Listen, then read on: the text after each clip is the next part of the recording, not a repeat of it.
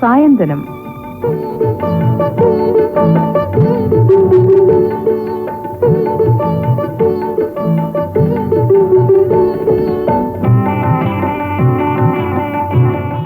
സായന്തനം പരിപാടിയിലേക്ക് എല്ലാ ശ്രോതാക്കൾക്കും സ്വാഗതം.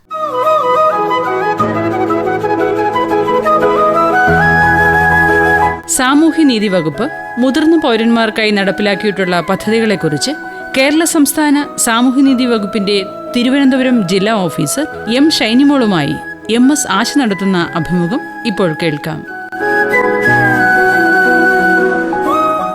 സാമൂഹ്യ, സാമ്പത്തിക, ശാരീരികമായ ബുദ്ധിമുട്ട് അനുഭവിക്കുന്ന സമൂഹത്തിലെ മുതിർന്ന പൗരന്മാർക്ക് പലവിധ അടിയന്തര സാഹചര്യങ്ങളിലും സഹായം എത്തിക്കുന്ന വിവിധ പദ്ധതികൾ കേരള സംസ്ഥാന സാമൂഹ്യ നീതി വകുപ്പിന്റെ നേതൃത്വത്തിൽ നടപ്പിലാക്കി വരുന്നുണ്ട്. അത്തരം പദ്ധതികളെക്കുറിച്ച് ഇന്ന് ശ്രോതാക്കളോട് സംസാരിക്കുന്നതിനായി നമ്മോടൊപ്പം സ്റ്റുഡിയോയിലുള്ളത് കേരള സംസ്ഥാന സാമൂഹ്യനീതി വകുപ്പ് തിരുവനന്തപുരം ജില്ലാ സാമൂഹ്യനീതി ഓഫീസർ ഷൈനിമോൾ എമ്മാണ്. സ്വാഗതം മാഡം.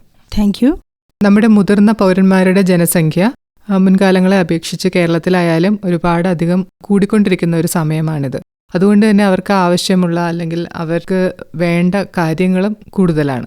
ശാരീരികാരോഗ്യം ക്ഷയിക്കുന്ന അവസ്ഥ, സാമ്പത്തികമായ അരക്ഷിതാവസ്ഥ ഉണ്ടായേക്കാവുന്ന അവസ്ഥ. അപ്പോൾ ഇത്തരം സാഹചര്യങ്ങളിലൂടെ കടന്നു പോകുന്ന നമ്മുടെ മുതിർന്ന പൗരന്മാരെ സഹായിക്കുന്നതിന് വേണ്ടി സർക്കാർ തലത്തിലുള്ള വിവിധ പദ്ധതികൾ നടപ്പിലാക്കുന്ന വകുപ്പാണല്ലോ സാമൂഹ്യനീതി വകുപ്പ്. അപ്പോൾ എന്തൊക്കെയാണ് വകുപ്പിന്റെ പദ്ധതികൾ എന്നൊന്ന് പറയാമോ? മുതിർന്ന പൗരന്മാരുടെ എണ്ണം ദിനം പ്രതി നമ്മുടെ സമൂഹത്തിൽ വർദ്ധിച്ചു വരികയാണ്. പ്രത്യേകിച്ച് കേരളത്തിൻ്റെ സാഹചര്യം നോക്കുകയാണെങ്കിൽ മെച്ചപ്പെട്ട ആരോഗ്യ രക്ഷയും പിന്നെ അതുപോലെ തന്നെ സാമൂഹ്യ സാമ്പത്തിക പശ്ചാത്തലവും ഒക്കെ അനുസരിച്ച് നമ്മുടെ സമൂഹത്തിൽ വയോജനങ്ങളുടെ എണ്ണം ക്രമാതീതമായി വർദ്ധിച്ചു വരുന്നുണ്ട്. വയോജനങ്ങളുടെ മരണനിരക്ക് തുലവും കുറവാണ്. എന്നിരുന്നാൽ തന്നെയും ഇന്നത്തെ പ്രത്യേക സാഹചര്യത്തിൽ അണുകുടുംബങ്ങളുടെ വ്യാപനം മൂലം സമൂഹത്തിലെ മുതിർന്ന പൗരന്മാർ വളരെയധികം പ്രയാസവും ദുരിതവും ഒക്കെ അനുഭവിച്ചുകൊണ്ടിരിക്കുന്ന ഒരു കാഴ്ചയാണ് നാം കണ്ടുവരുന്നത്. സാമൂഹ്യനീതി വകുപ്പ് മുതിർന്ന പൗരന്മാർക്കായി നിരവധിയായിട്ടുള്ള പദ്ധതികൾ നടപ്പിലാക്കി വരുന്നു. അതിൽ പ്രധാനപ്പെട്ട പദ്ധതിയാണ് വയോരക്ഷാ പദ്ധതി. ഇപ്പോഴത്തെ നമ്മുടെ ജനസംഖ്യ പരിശോധിക്കുകയാണെങ്കിൽ 2011 സെൻസസ് അനുസരിച്ച് ജനസംഖ്യയുടെ 12.6% മുതിർന്ന പൗരന്മാരാണ്. അതിൽ നമ്മളൊരു ഗ്രോത്ത് പറയുന്നുണ്ട്. 2.3 വെച്ച് ഓരോ വർഷവും ജനസംഖ്യ കൂടിക്കൊണ്ടിരിക്കുകയാണ്. ജനസംഖ്യ വർദ്ധിക്കുന്നതിന്റെ കാരണം ലൈഫ് എക്സ്പെക്ടൻസി അത് തന്നെയാണ്. സാമൂഹിക ആരോഗ്യ അന്തരീക്ഷം അല്ലെങ്കിൽ അത്തരത്തിലുള്ള ഫെസിലിറ്റീസ് വർദ്ധിച്ചതാണോ? തീർച്ചയായിട്ടും. നമുക്ക് അറിയാലോ, മുൻകാലങ്ങളിലെ അപേക്ഷിച്ച് മെച്ചപ്പെട്ട ചികിത്സാ സമ്പ്രദായവും പിന്നെ അതുപോലെ തന്നെ നമ്മുടെ ഭക്ഷണക്രമമൊക്കെ അങ്ങനെയൊക്കെ നോക്കുമ്പോൾ ഒരു സാമൂഹ്യ സാമ്പത്തിക ഒരു അടിത്തറ നമ്മുടെ സമൂഹത്തിനുണ്ട്. ആരോഗ്യരംഗത്തായാലും മെച്ചപ്പെട്ട ചികിത്സാ സമ്പ്രദായങ്ങളൊക്കെ നിലവിലുണ്ട്. അപ്പോൾ അത് വയോജനങ്ങളുടെ എണ്ണം വർദ്ധിച്ചു വരുന്നതോടൊപ്പം തന്നെ ഒരു അരക്ഷിതാവസ്ഥയിലും കൂടെയാണ് വയോജനങ്ങൾ പോകുന്നത്. നേരത്തെ പറഞ്ഞ പോലെ അവരുടെ ശാരീരിക അവസ്ഥയിലൊക്കെ ഒരുപാട് മാറ്റം വരുന്നുണ്ട്. അവർക്ക് ആരോഗ്യം കുറഞ്ഞു വരുന്നുണ്ട്. മുൻകാലങ്ങളിലെ അപേക്ഷിച്ച് വയോജനങ്ങൾ വളരെയധികം അവരുടെ മാനസികാവസ്ഥയിൽ ഒരുപാട് മാറ്റങ്ങൾ വന്നിട്ടുണ്ട്. അണുകുടുംബങ്ങളുടെ വ്യാപനം, അതുപോലെ പ്രത്യേകിച്ച് റോളൊന്നും ഇല്ലാത്തൊരവസ്ഥയിലൂടെയാണ് വയോജനങ്ങൾ കടന്നു പോണത്. പിന്നെ കൂടുതലും അവർ ഒറ്റപ്പെടലിൻ്റെ ഒരു വക്കിലാണ്. അറിയാലോ, യങ് ജനറേഷനൊക്കെ ആണെങ്കിൽ ജോലി തേടി അന്യ രാജ്യങ്ങളെയൊക്കെ ആശ്രയിക്കുന്ന അവസ്ഥ. അപ്പോൾ വയോജനങ്ങളെ നോക്കാൻ ആരും ഇല്ലാത്തൊരു സാഹചര്യം വരുന്നുണ്ട്. അവരുടെ വയോജനങ്ങളുടെ ആരോഗ്യവും അതുപോലെ തന്നെ അവരുടെ ഒറ്റപ്പെടലും അതുപോലെ തന്നെ അവരുടെ സാമ്പത്തിക അവസ്ഥയൊക്കെ കണക്കിലെടുത്ത് വയസ്സാവുമ്പോൾ നമുക്കറിയാം പലരും ഒരു വരുമാന മാർഗ്ഗം ഇല്ലാത്ത ഒരവസ്ഥയെ കൂടെയൊക്കെയാണ്. അപ്പോൾ അതൊക്കെ കണക്കിലെടുത്തുകൊണ്ട് സാമൂഹ്യനീതി വകുപ്പ് മെച്ചപ്പെട്ട ആരോഗ്യ സംരക്ഷണവും കരുതലും ഒക്കെ നൽകുന്നതിന് വേണ്ടിയിട്ട് ഒരു പദ്ധതി ആവിഷ്കരിച്ചിട്ടുണ്ട്. വകുപ്പിന്റെ പ്രധാനപ്പെട്ട പദ്ധതിയാണിത്. വയോരക്ഷാ പദ്ധതി എന്നാണ് പദ്ധതിയുടെ പേര്. ഈ വയോരക്ഷാ പദ്ധതി എന്ന് പറയുമ്പോഴത്തേക്കും സാമൂഹിക, സാമ്പത്തിക, ശാരീരികമായ ബുദ്ധിമുട്ടുകൾ അനുഭവപ്പെടുന്ന സമൂഹത്തിലെ മുതിർന്ന പൗരന്മാർക്ക് സഹായം എത്തിക്കുന്നതിനും അടിയന്തര സാഹചര്യങ്ങൾ പ്രയാസങ്ങൾ അഭിമുഖീകരിക്കേണ്ടി വരുന്ന സമൂഹത്തിലെ മുതിർന്ന പൗരന്മാർക്ക് മറ്റുള്ളവരെക്കാൾ കൂടുതൽ ശ്രദ്ധയും പരിചരണവും നൽകുന്ന രീതിയിലുള്ള ഒരു പദ്ധതിയാണ് സാമൂഹ്യനീതി വകുപ്പ് ആവിഷ്കരിച്ച് നടപ്പിലാക്കി വരുന്നത്. ആ പദ്ധതിക്കാണ് നമ്മൾ വയോരക്ഷാ പദ്ധതി എന്ന് നാമകരണം ചെയ്യപ്പെട്ട് വകുപ്പിലെ 14 ജില്ലകൾ വഴി നടപ്പിലാക്കി വരുന്നത്. ആർക്കൊക്കെയാണ് ഈ വയോരക്ഷാ പദ്ധതി? വയോരക്ഷാ പദ്ധതിയുടെ ഉപയോഗം, അതിന്റെ പ്രയോജനം പ്രധാനമായിട്ടും ലഭിക്കുക BPL കുടുംബങ്ങളിലെ മാതാപിതാക്കൾക്കാണ് ഈ പദ്ധതിയുടെ ആനുകൂല്യം ലഭ്യമാകുക. പിന്നെ അതുപോലെ തന്നെ ഉപേക്ഷിക്കപ്പെട്ട രീതിയിൽ കണ്ടെത്തുന്ന വയോജനങ്ങൾക്ക്, പിന്നെ അതുപോലെ തന്നെ നമ്മൾ പറയുകയാണെങ്കിൽ പ്രകൃതി ദുരന്തത്തിന് ഇരയായി അവർക്ക് വളരെയധികം ബുദ്ധിമുട്ട് അനുഭവപ്പെടുന്ന വയോജനങ്ങളുണ്ട്. അങ്ങനെയൊക്കെയുള്ള ആളുകൾക്കാണ് നമ്മൾ കൂടുതലായിട്ട് ഇതിൻ്റെ പ്രയോജനം ലഭ്യമാകുക. എങ്ങനെയാണ് ഇത്? സാമ്പത്തിക സഹായമാണോ അല്ല അവരുടെ അസിസ്റ്റീവ് ആയിട്ടുള്ള ഡിവൈസസ് സൗജന്യമായിട്ട് കൊടുക്കുകയാണോ ചെയ്യുന്നത്? എന്തൊക്കെയാണ് ഇത്? വയോരക്ഷ എന്ന് പറഞ്ഞ ഒരു റീഇംബേഴ്സ്മെന്റ് സ്കീമാണെന്ന് വേണമെങ്കിൽ പറയാം. ഒരു ഇംപ്രസ്ഡ് ആയിട്ടാണ്. ഇപ്പൊ നമുക്ക് അടിയന്തര ഘട്ടത്തിൽ ഏതെങ്കിലും വയോജനങ്ങൾ ഒറ്റപ്പെട്ട രീതിയിലോ അല്ലെങ്കിൽ ഉപേക്ഷിക്കപ്പെട്ട രീതിയിലോ മറ്റാരും സംരക്ഷിക്കാനില്ലാത്ത ഒരവസ്ഥയിലോ ബന്ധപ്പെട്ടവരോ ആര് വേണമെങ്കിലും അറിയിച്ചാൽ ഞങ്ങൾക്ക് ആ പദ്ധതിയുടെ സഹായം അവർക്ക് ലഭ്യമാക്കാൻ കഴിയും. ഇപ്പം ഒറ്റപ്പെട്ടു പോയവരെയാണെങ്കിൽ BPL പരിധി എന്ന് പറഞ്ഞാൽ അറിയാലോ, ഇപ്പം 1,00,000 താഴെയുള്ള വരുമാനമുള്ളവരെയാണ് നമ്മൾ സാമൂഹ്യനീതി വകുപ്പിന്റെ എല്ലാ പദ്ധതികളിലും ഉൾപ്പെടുത്തിയിരിക്കുന്നത്. BPL പരിധിയിൽപ്പെട്ട അത് ഒരു പ്രത്യേക ക്ലോസ് ആയിട്ട് പറയുന്നു, മക്കളില്ലാത്തവർക്കാണ് ഞങ്ങൾ കൂടുതൽ പരിഗണന കൊടുക്കുക. BPL ആണെങ്കിലും മക്കൾ സംരക്ഷിക്കാനുണ്ട് എന്നുള്ളതാണെങ്കിൽ ഞങ്ങൾക്ക് ഈ പദ്ധതിയുടെ പ്രയോജനം ലഭ്യമാക്കാൻ കഴിയും. അതിലൊരു വ്യക്തത ചോദിക്കട്ടെ, മക്കളില്ല എന്ന് പറയുമ്പോൾ അവർക്ക് കുട്ടികൾ ഉണ്ടായിരിക്കാത്ത അവസ്ഥയാണോ അതോ മക്കൾ സംരക്ഷിക്കുന്നില്ല എന്നുള്ള അവസ്ഥയാണോ? ആരും തുണയില്ലാത്ത വയോജനങ്ങൾ എന്നുള്ള ഒരൊറ്റ ഡെഫിനിഷനാണ് അതിൽ വരിക. ആരും നോക്കാനില്ലാത്ത, ആരും സംരക്ഷിക്കാനില്ലാത്ത വയോജനങ്ങൾ. ഇപ്പോൾ പങ്കാളികൾ മരണപ്പെട്ടു പോയതുകൊണ്ട് ഒറ്റപ്പെട്ടു പോയവരാകാം, കിടപ്പിലായ രോഗികൾ, പിന്നെ അനാഥമാക്കപ്പെട്ടവർ, പിന്നെ ഇപ്പം ഈ നേരത്തെ പറഞ്ഞ പോലെ മക്കൾ സംരക്ഷിക്കാനില്ലാത്ത വരുന്ന ഒരു വയോജനത്തിനെ നമുക്ക് ഒരിക്കലും നമുക്ക് വേണ്ടെന്ന് വയ്ക്കാൻ സാമൂഹ്യനീതി വകുപ്പിന് കഴിയില്ല. അപ്പം മക്കൾ സംരക്ഷിക്കാത്തവരെ ഞങ്ങൾ അത് ബന്ധപ്പെട്ട ജനപ്രതിനിധികളോ മറ്റാരെങ്കിലും സർട്ടിഫൈ ചെയ്ത് തന്നാൽ നമ്മൾ ഒരു മോണിറ്ററിംഗ് കമ്മിറ്റിയുണ്ട്. ആ മോണിറ്ററിംഗ് കമ്മിറ്റിയുടെ തീരുമാനത്തിന് വിധേയമായിട്ട് അവർക്ക് നമുക്ക് അടിയന്തര ഘട്ടത്തിൽ ചികിത്സാ സഹായം കൊടുക്കാനായിട്ട് കഴിയും. അടിയന്തര ഘട്ടം എന്ന് പറഞ്ഞാൽ നമുക്ക് അത്യാവശ്യ ഘട്ടങ്ങളാണെങ്കിൽ പ്രാഥമികമായിട്ടുള്ള പരിശോധനയ്ക്ക് നമുക്ക് പ്രൈവറ്റ് ഹോസ്പിറ്റലിനെ അപ്രോച്ച് ചെയ്യാം. അത് കഴിഞ്ഞ് ശസ്ത്രക്രിയയോ മറ്റു ചികിത്സകളോ ഒക്കെ ആവശ്യമായി വരുന്ന പക്ഷം ഞങ്ങൾ സർക്കാർ ആശുപത്രിയിൽ തന്നെയാണ് ചികിത്സാ സഹായം ലഭ്യമാകുക. പിന്നെ ഈ പദ്ധതിയുടെ ഒരു പ്രയോജനം എന്ന് പറഞ്ഞാൽ കെയർ ഗിവർമാരെ ഏർപ്പെടുത്തുന്നതിന് അതിന് വേണമെങ്കിൽ ഈ പദ്ധതി ഉപയോഗപ്പെടുത്താം. അപ്പം ഞങ്ങൾക്ക് സപ്പോസ് ആരോഗ്യം ഇല്ലാത്ത ഒരാൾ പിന്നെ ഇങ്ങനെ റോഡിൽ അലഞ്ഞിരിഞ്ഞായിട്ടോ അല്ലെങ്കിൽ ചികിത്സാ സഹായം വേണം എന്നുള്ള രീതിയിലോ ഒക്കെ നമ്മുടെ ശ്രദ്ധയിൽപ്പെട്ടാൽ അവരെ കെയർ ടേക്കർ, ഇപ്പോൾ രോഗിയായിരിക്കണം, അവരെ നമ്മൾ കെയർ ടേക്കർ വെച്ച് ഹോസ്പിറ്റലിൽ ഞങ്ങൾ അഡ്മിറ്റ് ചെയ്ത് അവർക്ക് ട്രീറ്റ്മെന്റ് കൊടുക്കും. അതിനുശേഷം ഇപ്പോൾ മാഡം പറഞ്ഞ പോലെ ഒരു മുതിർന്ന പൗരൻ ആരോരും സംരക്ഷിക്കാനില്ലാതെ തെരുവോരങ്ങളിൽ അലഞ്ഞു തിരിഞ്ഞ് നടക്കുന്നത് ഒരു ജനപ്രതിനിധിയുടെ ശ്രദ്ധയിൽപ്പെട്ടു. അവരിപ്പോൾ ഇത് സാമൂഹിക നീതി വകുപ്പിന്റെ ശ്രദ്ധയിൽ കൊണ്ടുവന്നു, സർട്ടിഫൈ ചെയ്തു, ആരോരും തുണയില്ല, സാമ്പത്തികമായിട്ട് വളരെ മോശം അവസ്ഥയിലാണ്. അങ്ങനെയാണെങ്കിൽ വകുപ്പിന്റെ നേതൃത്വത്തിൽ അദ്ദേഹത്തിന് ചികിത്സ ലഭ്യമാക്കും. കെയർ ടേക്കറിന് വേണമെങ്കിലും കൂടെ നിർത്തി ചികിത്സ നൽകും. അതിനുശേഷം അവരുടെ പുനരധിവാസം പോലുള്ള കാര്യങ്ങളിൽ വകുപ്പിന്റെ ശ്രദ്ധ എങ്ങനെയാണ്? അലഞ്ഞു തിരിഞ്ഞ് നടക്കുന്നവരുടെ കാര്യം ഞാൻ പറഞ്ഞു. അലഞ്ഞു തിരിഞ്ഞ് നടക്കുന്നവരാണെങ്കിൽ അവർക്ക് നല്ല വസ്ത്രവും ഭക്ഷണവും ഒക്കെ മേടിച്ചു കൊടുത്ത് ഞങ്ങൾ ആംബുലൻസിൽ ഒന്നുകിൽ ഞങ്ങളുടെ നേരിട്ട് നടത്തുന്ന സ്ഥാപനങ്ങളിൽ എത്തിക്കും, അല്ലെങ്കിൽ ഞങ്ങൾ ഗ്രാന്റ് കൊടുക്കുന്ന ഓർഫനേജ് കൺട്രോൾ ബോർഡിന്റെ അംഗീകാരമുള്ള സ്ഥാപനത്തിൽ സാമൂഹ്യനീതി വകുപ്പിന്റെ നേതൃത്വത്തിൽ പുനരധിവാസം ഒരുക്കും. അപ്പം അങ്ങനെയൊക്കെ ഞങ്ങൾ ഒത്തിരി പേര് ശയ്യാവലംബരായിട്ടുള്ള ആളുകൾ, മെഡിക്കൽ കോളേജിൽ ഉപേക്ഷിക്കപ്പെട്ട ആൾക്കാരെ കഴിഞ്ഞ സാമ്പത്തിക വർഷം 22 പേരെയും ഈ സാമ്പത്തിക വർഷം ഏകദേശം 15ഓളം പേരെയും നമുക്ക് പുനരധിവസിപ്പിക്കാനായിട്ട് കഴിഞ്ഞിട്ടുണ്ട്.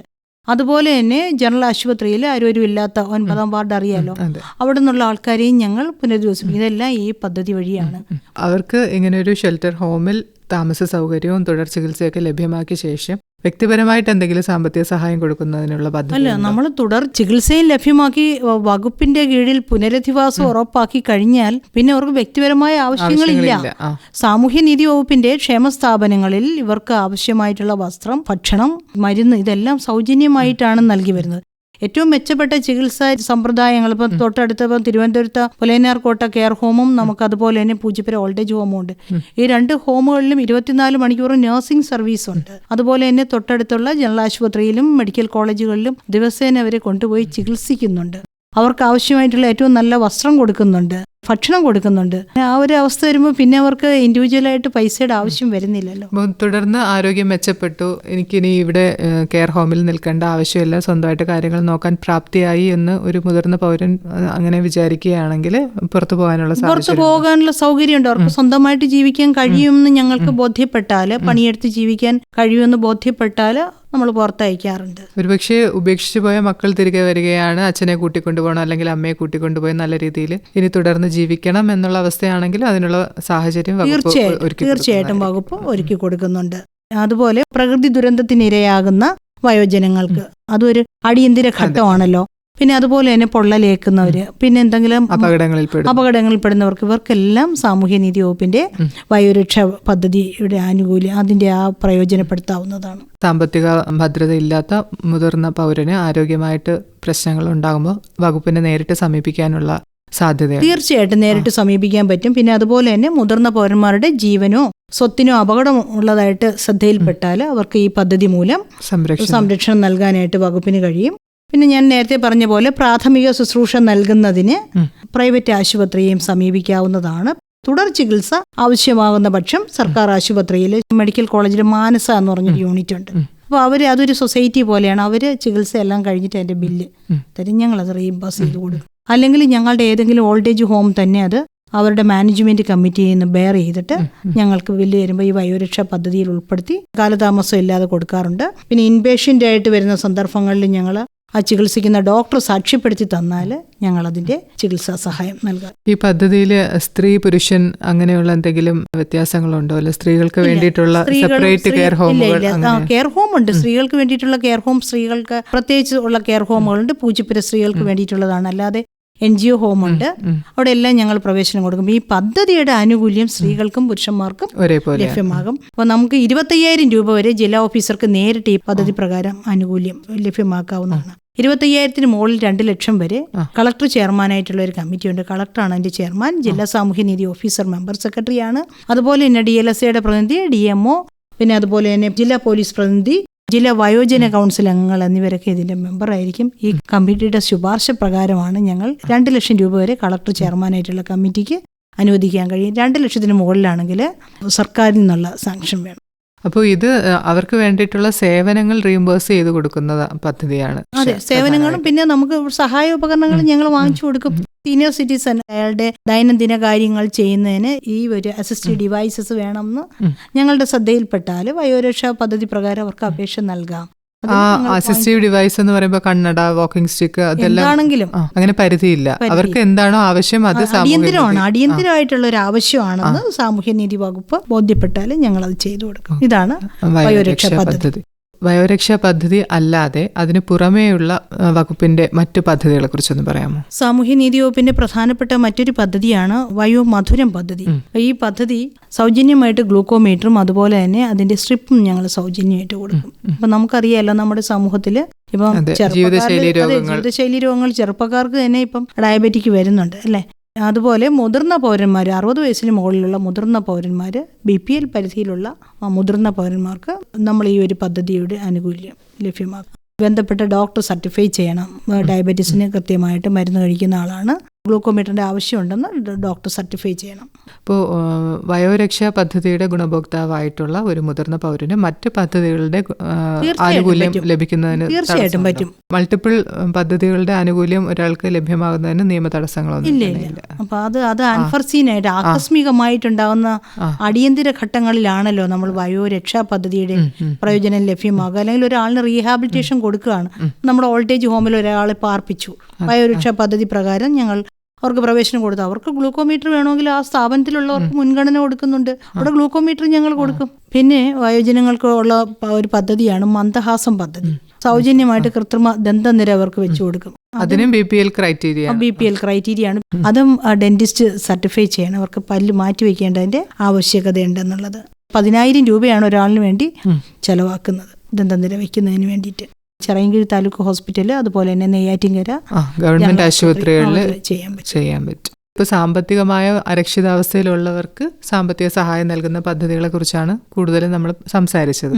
പക്ഷേ സാമ്പത്തികമായിട്ട് ഇപ്പോൾ ഒരു പെൻഷൻ വാങ്ങുന്ന സർക്കാർ ഉദ്യോഗസ്ഥനായിരുന്നു, പെൻഷൻ വാങ്ങുന്ന ഒരാളാണ്, സാമ്പത്തികമായി ബുദ്ധിമുട്ടില്ല, പക്ഷെ മറ്റു തലങ്ങളിൽ വളരെയധികം ബുദ്ധിമുട്ടുന്നു. ഇപ്പോൾ മക്കൾ നോക്കാനില്ലെന്നോ, വിദേശത്തായിരിക്കുന്നു, അല്ലെങ്കിൽ മാനസികമായിട്ട് എന്തെങ്കിലും വിഷമതകൾ, അങ്ങനെ ഏകാന്തത, ഇത്തരം അവസ്ഥകളിലൂടെ കടന്നു പോകുന്ന മുതിർന്ന പൗരന്മാർക്ക് വേണ്ടി സർക്കാർ തലത്തിൽ എന്തെങ്കിലും പദ്ധതികൾ ആവിഷ്കരിച്ചിട്ടുണ്ട്? തീർച്ചയായിട്ടും നമ്മൾ ഒരു വയോജന ഹെൽപ്പ് ലൈൻ എന്ന് പറഞ്ഞ ഒരു ഹെൽപ്പ് ഡെസ്ക് ഉണ്ട്. അത് ടോൾ ഫ്രീ നമ്പറാണ്, 1467 നമ്പറുണ്ട്. ആ നമ്പറിൽ വിളിച്ചാൽ അവർക്ക് സൗജന്യമായിട്ട് ഒരു നിയമസഹായം ലഭ്യമാകും. അതുപോലെ തന്നെ കൗൺസിലിങ്ങിനോ ഇതുപോലെ ഒറ്റപ്പെട്ടു പോയ വയോജനങ്ങളെ APL BPL നമുക്ക് ഹോസ്പിറ്റലിലാക്കിയാലും അത് അവർക്ക് കൊടുക്കാൻ കഴിയുമല്ലോ, ഹോസ്പിറ്റലിൽ എത്തിക്കുന്നതിനോ അല്ലെങ്കിൽ ഇവർക്ക് വേണ്ടിയിട്ട് നമുക്ക് പെയ്ഡ് ഓൾഡ് ഏജ് ഹോം നോക്കി കൊടുക്കുന്നതിനോ ഒക്കെ ഉള്ള സംവിധാനങ്ങൾ ഇത് വയോജന ഹെൽപ്പ് ലൈൻ വഴി നടപ്പിലാക്കി വരുന്നുണ്ട്. അതുപോലെ തന്നെ മാതാപിതാക്കളുടെയും മുതിർന്ന പൗരന്മാരുടെയും നിയമം അത് നടപ്പിലാക്കുന്നത് മെയിൻ്റെനൻസ് ട്രിബ്യൂണലുകൾ വഴിയാണ്. മെയിൻ്റെനൻസ് ട്രിബ്യൂണലുകളിൽ 2 മെയിൻ്റെനൻസ് ട്രിബ്യൂണലുകളാണ് തിരുവനന്തപുരം ജില്ലയിലുള്ളത്. ഒന്ന് തിരുവനന്തപുരത്തും ഒന്ന് നെടുമങ്ങാടും. ഓരോ മെയിൻ്റെനൻസ് ട്രിബ്യൂണലുകളിലും ടെക്നിക്കൽ അസിസ്റ്റന്റിനെ സാമൂഹ്യ നീതി വകുപ്പ് നിയമിച്ചിട്ടുണ്ട്. ഈ ടെക്നിക്കൽ മുതിർന്ന പൗരന്മാർക്ക് നേരിട്ട് സമീപിക്കാതിന്റെ പ്രൊസീജിയർ ഒന്ന് പറയാമോ നമ്മുടെ ശ്രോതാക്കൾക്ക് അറിയുന്നതിന് വേണ്ടിയിട്ട്? മുതിർന്ന മക്കൾ സംരക്ഷിക്കുന്നില്ല എങ്കിൽ എന്താണ് അവരുടെ ഭാഗത്ത് ചെയ്യാനായിട്ട് മക്കൾ സംരക്ഷിക്കുന്നില്ല എങ്കിൽ ഒന്നുകിൽ ജില്ലാ കളക്ടർക്ക് പരാതി കൊടുക്കാം, നേരിട്ട് കൊടുക്കാം, അല്ലെങ്കിൽ ജില്ലാ സാമൂഹ്യ നീതി ഓഫീസർക്ക് നൽകിയാലും മതി. ജില്ലാ സാമൂഹ്യ നീതി ഓഫീസർ ബന്ധപ്പെട്ട സബ് കളക്ടർക്ക് RDOയ്ക്ക് കൊടുക്കും.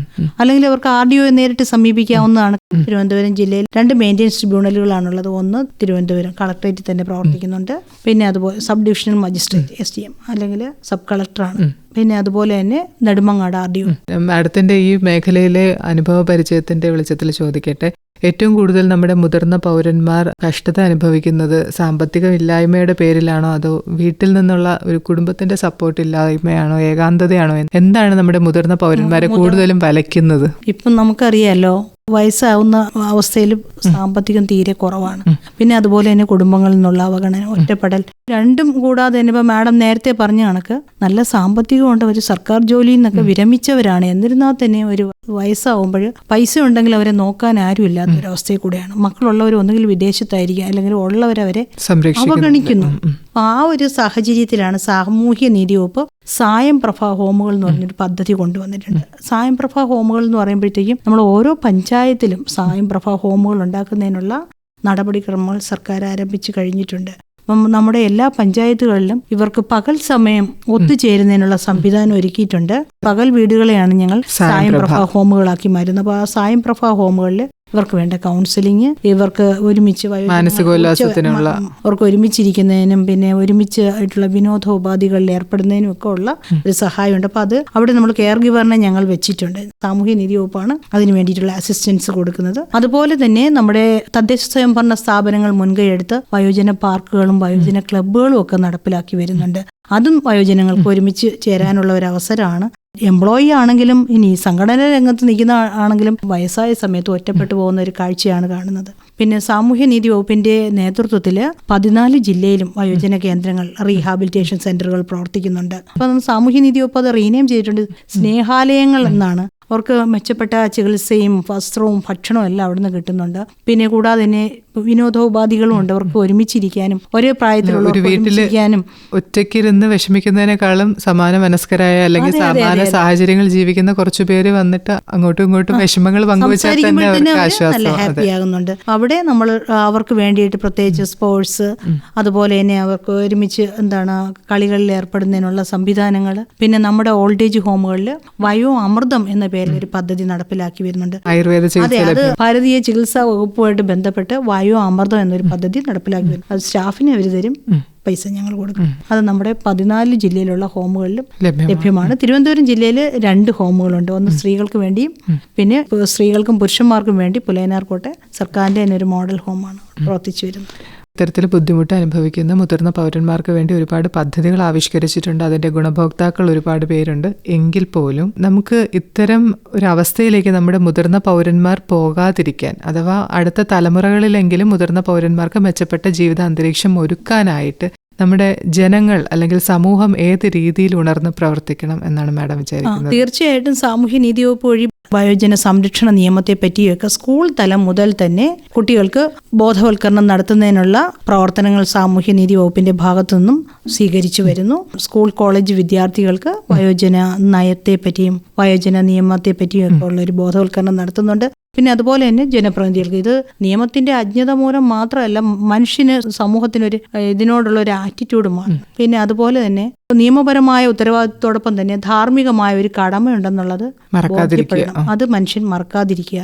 ഇന്ന് ചെറുപ്പക്കാർ നാളെ വൃദ്ധരാകും എന്നുള്ള ഒരു സന്ദേശം. നമ്മൾ ഇതുപോലെ ജീവിത സാഹചര്യങ്ങളിൽ കൂടെ കടന്നുപോയി വാർദ്ധക്യത്തിലെത്തുമ്പോൾ സംരക്ഷിക്കാൻ ആരുമില്ലാത്ത ഒരവസ്ഥയിൽ ഉണ്ടാകാതിരിക്കുന്നതിന് വേണ്ടി യുവ തലമുറയെ ബോധവൽക്കരണം നടത്തുന്നതോടൊപ്പം തന്നെ അവരിലേക്ക് വയോജനങ്ങളെ അല്ലെങ്കിൽ ഈ ഒരു അവസ്ഥയെ സ്വീകരിക്കാനും വയോജനങ്ങളെ സംരക്ഷിക്കുന്നതിനുള്ള ഒരു ആറ്റിറ്റ്യൂഡ് ഉണ്ടാക്കിയെടുക്കുകയാണ് ഏറ്റവും മുഖ്യം. ഈ സ്നേഹാലയങ്ങളെല്ലാം വയോജനങ്ങൾക്ക് വേണ്ടിയിട്ടുള്ള വീട് തന്നെയാണ്. അപ്പോൾ തീർച്ചയായും നമ്മുടെ വീടുകളിൽ വയോജനങ്ങൾ ഇല്ലാത്തത് കൊണ്ടല്ലേ കുട്ടികൾ അവരെപ്പറ്റി അവർ അഭിമുഖീകരിക്കുന്ന പ്രശ്നങ്ങളെക്കുറിച്ച് അറിയാതിരിക്കുകയും ആ ഒരു സ്വാർത്ഥതയിൽ വളർന്നു വരികയും മുതിർന്ന പൗരന്മാരെ അപ്പാടെ അവഗണിക്കുകയും ചെയ്യുന്ന ഒരു അവസ്ഥ വരുന്നത്. ഇപ്പോൾ നമ്മുടെ വീടുകളിൽ തന്നെ അമ്മൂമ്മയോ അപ്പൂപ്പനോ ഉണ്ടെങ്കിൽ അവരുടെ ആരോഗ്യ പ്രശ്നങ്ങളാവട്ടെ, മാനസിക പ്രശ്നങ്ങളാവട്ടെ, സാമ്പത്തിക പ്രശ്നങ്ങളാവട്ടെ, അതറിഞ്ഞ് അവരോടൊപ്പം ജീവിക്കുന്ന അല്ലെങ്കിൽ അവരുടെ അനുഭവങ്ങൾ കേട്ടറിഞ്ഞ് കണ്ട് പരിചയിച്ച് ജീവിക്കുന്ന മക്കൾ അടുത്ത തലമുറയിൽ ഒരിക്കലും ഒരു മുതിർന്ന പൗരനോട് അത്തരത്തിലുള്ള ഒരു വേണ്ടാത്ത സമീപനം കാണിക്കില്ല. അപ്പോൾ കുട്ടികളെ വളർത്തുമ്പോൾ മാതാപിതാക്കൾ മാതൃകയാകണമെന്നാണല്ലോ. പറഞ്ഞു പഠിപ്പിക്കുന്നതിനേക്കാളും ബോധവൽക്കരിക്കുന്നതിനേക്കാളും അവർ കാണുന്നതാണ് ജീവിതത്തിൽ പകർത്തുന്നത്. അപ്പോൾ നമ്മൾ നമ്മുടെ അമ്മയോടോ അച്ഛനോടോ അല്ലെങ്കിൽ മുതിർന്ന പൗരന്മാരോട് എങ്ങനെ പെരുമാറുന്നു എന്നുള്ളതാണ് അടുത്ത കുഞ്ഞുങ്ങൾക്കുള്ള സന്ദേശം. നമ്മളത് ചെയ്യാതിരിക്കുമ്പോൾ അടുത്ത കുഞ്ഞുങ്ങൾ അല്ലെങ്കിൽ അടുത്ത കുറെ കാലം കഴിഞ്ഞ് നമ്മളോട് കുഞ്ഞു നീതി കാണിക്കണം എന്ന് പറയുന്നതിൽ അർത്ഥമില്ലല്ലോ. തീർച്ചയായിട്ടും. അപ്പം നമ്മളെ കുടുംബങ്ങളിൽ തന്നെ വയോജനങ്ങളെ പാർപ്പിക്കുന്ന രീതിയിൽ ഓരോ കുടുംബവും മുന്നോട്ട് വരണം എന്നുള്ളതാണ്. ഇന്നത്തെ നമ്മുടെ സാമൂഹ്യ അവസ്ഥ തന്നെ മാറണം. പഴയ കൂട്ടുകുടുംബ സമ്പ്രദായം എത്ര നല്ലതായിരുന്നു എന്ന് തോന്നും. ഇപ്പോഴും കുടുംബങ്ങളിൽ മുതിർന്ന പൗരന് പ്രത്യേകിച്ച് സ്ഥാനമല്ല. പഴയ പോലെ ആ ഒരു കുടുംബനാഥൻ എന്ന് പറയുന്ന ഒരു സ്ഥാനം അല്ലെങ്കിൽ കുടുംബനാഥ എന്ന് പറഞ്ഞ ഒരു സ്ഥാനം മുതിർന്ന പൗരന് കിട്ടുകയാണെങ്കിൽ തീർച്ചയായിട്ടും നമ്മുടെ സമൂഹത്തിൽ വലിയ മാറ്റങ്ങൾ കൊണ്ടുവരാൻ കഴിയും. അതോടൊപ്പം തന്നെ നമ്മുടെയൊക്കെ ഓൾഡ് ഏജ് ഹോമുകളിൽ ഞങ്ങൾ സ്ഥിരമായിട്ടും കുട്ടികളുമായിട്ട് മിങ്കിൾ ചെയ്യുന്നതിനുള്ള ഒരു അവസരം കൊടുക്കുന്നുണ്ട്. അപ്പോൾ അതൊരു എക്സ്പീരിയൻസ് ഷെയറിംഗ് പ്രോഗ്രാമാണ്. വയസ്സായവർ അവരുമായിട്ട് സംവദിക്കുന്നതിലൂടെ അവരുടെ എക്സ്പീരിയൻസ് ഇന്നത്തെ തലമുറയ്ക്ക് എത്തുന്നതിനും അതുപോലെ തന്നെ മറ്റുള്ളവരുമായിട്ട് മിങ്കിൾ ചെയ്യുന്നതിനും ഒരു അവസരം കൊടുക്കുമ്പോൾ വരും തലമുറയ്ക്ക് വയോജനങ്ങളെ സംരക്ഷിക്കേണ്ടതിൻ്റെ ആവശ്യകതയെ പറ്റി ബോധ്യമാവുകയും അവർ കുടുംബങ്ങളിൽ തന്നെ നമ്മുടെ ഒപ്പനെ അമ്മയെ മാറ്റി പാർപ്പിക്കേണ്ട നമ്മുടെ വീടുകളിലേക്ക് കൊണ്ടുവരിക എന്നുള്ളത് അവർക്ക് തോന്നും. തീർച്ചയായിട്ടും അവരിലേക്ക് അങ്ങനെ ഒരു ആറ്റിറ്റ്യൂഡാണ് ഉണ്ടാക്കിയെടുക്കേണ്ടത്. ഒരു ജീവിതകാലം അവരുടെ അധ്വാനവും സ്നേഹവും കരുതലും സമയവും എല്ലാം ചെലവാക്കി വളർത്തിയെടുത്ത മക്കളാണ്. പക്ഷെ അവർക്കൊരു അവശത, അമ്മയ്ക്കോ അച്ഛനോ ഒരു ശാരീരികമായ അവശതയാവട്ടെ, സാമ്പത്തികമായിട്ടുള്ള അരക്ഷിതാവസ്ഥ ആവട്ടെ, അത് ഉണ്ടാകുമ്പോൾ ഉപേക്ഷിക്കുന്നത് എന്ന് പറയുന്നത് വളരെയധികം ക്രൂരമായിട്ടുള്ള ഒരു നടപടിയാണ്. അപ്പോൾ അവരെ നമുക്ക് ഇൻക്ലൂസീവായിട്ടല്ല, ഒരു ഇൻക്ലൂസീവ് സൊസൈറ്റി എന്ന് പറഞ്ഞൊരു കോൺസെപ്റ്റ് തീർച്ചയായും ഉണ്ടാവേണ്ടതാണ്. ഈ പകൽ വീടുകൾ അതെല്ലാം നല്ല ആശയങ്ങൾ തന്നെയാണെങ്കിൽ പോലും നമ്മുടെ വീടുകളിൽ നമ്മുടെ അമ്മയും അച്ഛനും മുതിർന്ന പൗരന്മാരും നമ്മോടൊപ്പം നമ്മുടെ സമൂഹത്തോടൊപ്പം നമ്മുടെ ദൈനംദിന ജീവിതത്തിൽ ഭാഗമായിട്ട് സന്തോഷത്തോടെ ജീവിക്കുന്ന ഒരു സമൂഹം തന്നെ ആയിരിക്കും നമ്മുടെ ഇപ്പോൾ ഉള്ള കുഞ്ഞുങ്ങൾക്കാവട്ടെ മുതിർന്ന പൗരന്മാരാവട്ടെ അവർക്ക് വേണ്ടത് എന്നെനിക്ക് തോന്നുന്നു. എന്തെങ്കിലും തരത്തിൽ വീട്ടിലോ സമൂഹത്തിലോ അവഗണന നേരിടുന്ന ഒരു മുതിർന്ന പൗരൻ സ്വയം തിരിച്ചറിയണം, ഞങ്ങൾക്ക് ഇത്തരം അവകാശങ്ങളെല്ലാം ഉണ്ട്.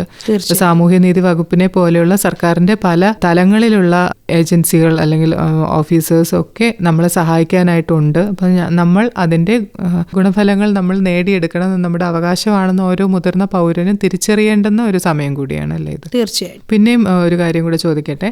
ഇതിന് നിയമവശങ്ങളെക്കുറിച്ചൊക്കെ അറിയാമെങ്കിലും മെയിൻ്റനൻസ് ആക്ടിനെ കുറിച്ച് അറിയാമെങ്കിലും നമുക്കിപ്പോൾ മക്കൾക്ക് സ്വത്ത് കൊടുത്തതിന് ശേഷം അത് തിരികെ കിട്ടാനുള്ള വകുപ്പുണ്ട്. അതെല്ലാം അറിയാമെങ്കിലും ചില മുതിർന്ന പൗരന്മാരെങ്കിലും വീട്ടിൽ ഇത്തരത്തിലുള്ള അവഗണനയും പ്രശ്നങ്ങളും ഉണ്ടാകുമ്പോൾ അത് പുറത്ത് പറയുന്നില്ല. ഞങ്ങളുടെ വീട്ടിൽ ഇങ്ങനൊരു പ്രശ്നമുണ്ട്, അല്ലെങ്കിൽ ഞാനിങ്ങനെ അനുഭവിക്കുന്നു, കഷ്ടപ്പെടുന്നു എന്നുള്ള ഒരു അവസ്ഥ പുറത്ത് ജനപ്രതിനിധിയോ അല്ലെങ്കിൽ അയൽക്കാരനോടോ ഒന്നും പറയുന്നില്ല. അഥവാ ഏതെങ്കിലും രീതിയിൽ അറിഞ്ഞ് ആരെങ്കിലും തിരക്കി ചെന്നാൽ പോലും ഇത് ഞങ്ങളുടെ കുടുംബകാര്യമാണ്, നിങ്ങളത് തിരക്കേണ്ടതില്ല, എനിക്കിവിടെ യാതൊരു പ്രശ്നവുമില്ല എന്ന് പറഞ്ഞ് സഹിച്ച് ജീവിക്കുന്ന ആൾക്കാരുണ്ട്. കുടുംബത്തിൻ്റെ സ്റ്റേറ്റസ് അല്ലെങ്കിൽ അത്തരത്തിലുള്ള കാര്യങ്ങളൊക്കെ ചിന്തിച്ചിട്ട് കാര്യങ്ങൾ പുറത്ത് പറയാതെ അനുഭവിക്കുന്ന ഒരുപാട് ആൾക്കാരുണ്ട്. അതുകൊണ്ട് തന്നെ സാമൂഹ്യനീതി വകുപ്പിൻ്റെ ഇത്തരം പദ്ധതികളിൽ ഒന്നും ഉൾപ്പെടാതെ അല്ലെങ്കിൽ അതിൻ്റെ ഒന്നും ഗുണഭോക്താക്കളാകാതെ കഷ്ടപ്പെടുന്ന ഒരുപാട് ആൾക്കാരുണ്ടെന്ന് തോന്നുന്നു. അവരോട് എന്താണ് മാഡത്തിന് പറയേണ്ടത്?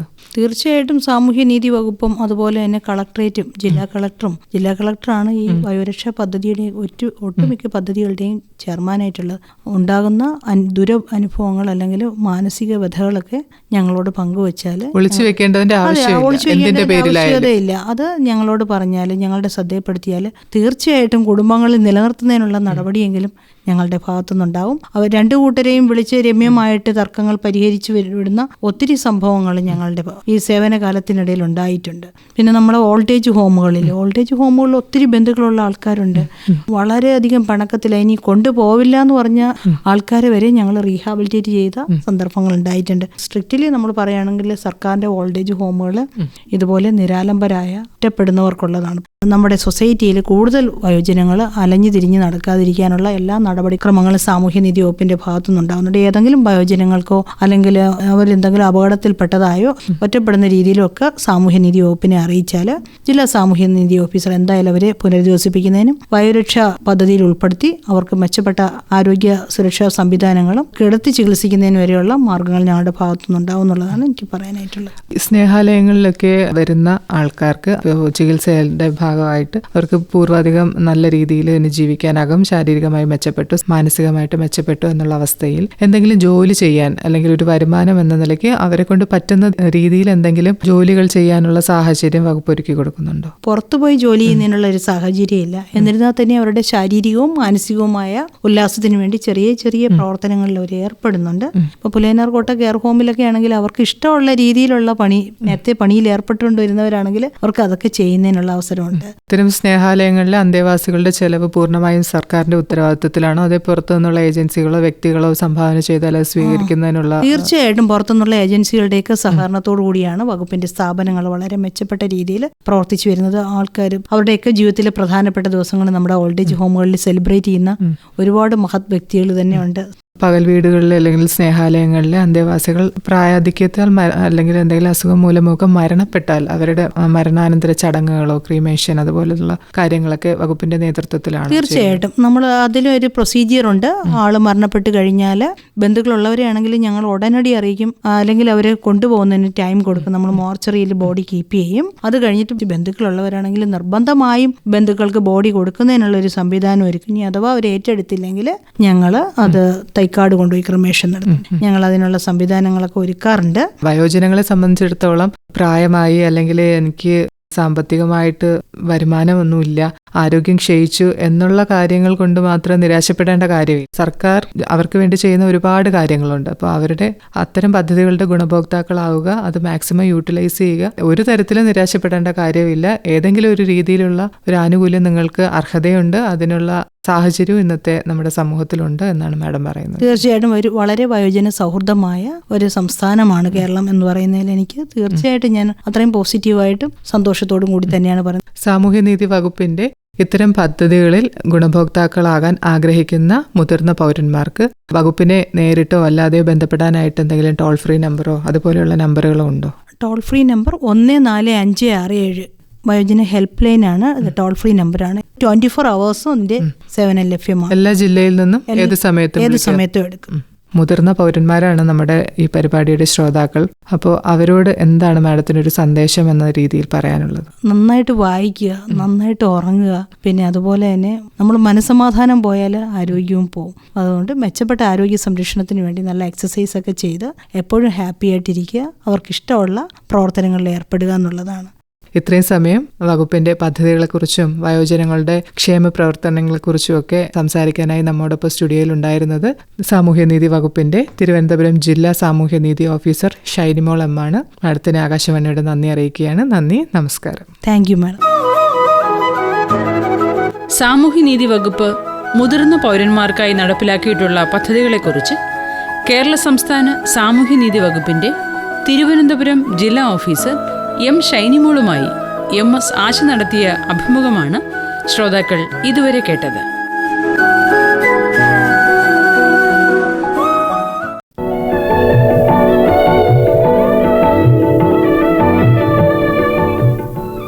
സായന്തനം സമാപിച്ചു.